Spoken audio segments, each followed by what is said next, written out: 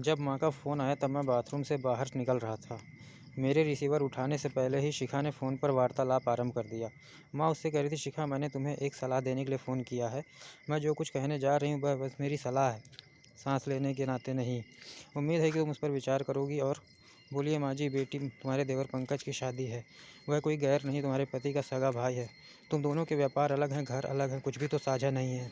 फिर भी तुम लोगों के बीच मधुर संबंध नहीं है, बल्कि यह कहना अधिक सही होगा कि संबंध टूट चुके हैं। मैं तो समझती हूँ कि अलग अलग रहकर संबंधों को निभाना वैसे उसकी गलती क्या है। बस यही कि उसने तुम दोनों को एक नए शहर में बुलाया, अपने साथ रखा, नए सिरे से व्यापार शुरू करने को प्रोत्साहित किया।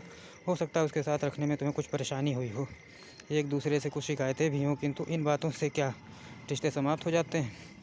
तुम आई थी, किंतु शादी में ज़रूर आना। बहू का फर्ज परिवार को जोड़ना होना चाहिए। तो क्या मैं रिश्तों को तोड़ा है?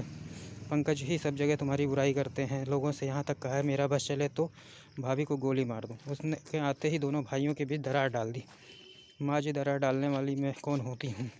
असल में पंकज के भाई उनसे खुश नहीं हैं।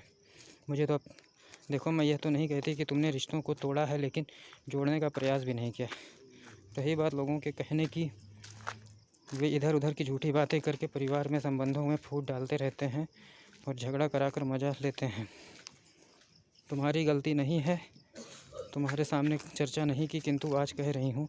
तुम्हारी शादी के बाद कई लोगों ने हमसे कहा, आप कैसी लड़की से बहू बना कर लाई हो। इसने अपनी भाभी को चैन से जीने नहीं दिया।